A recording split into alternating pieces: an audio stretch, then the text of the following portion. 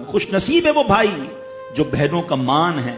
खुश नसीब है वो जो वालिद जो अपनी बच्चियों के साथ अच्छा बर्ताव करता है। बहनों की दुआएं भाई को बहुत ऊपर ले जाती हैं। खुश नसीब है वो भाई। अच्छा, हमारे एक और निजाम पता है क्या है कि जब तक माँ बाप के साथ रह रहे हैं तो चले भाई बहनों में प्यार है।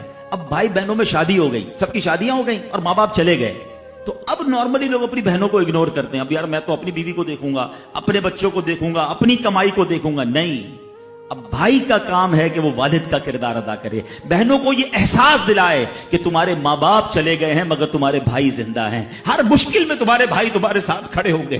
कभी बहनों को ये रियलाइज मत कराना कि वो अकेली कहीं किसी प्रॉब्लम में हो।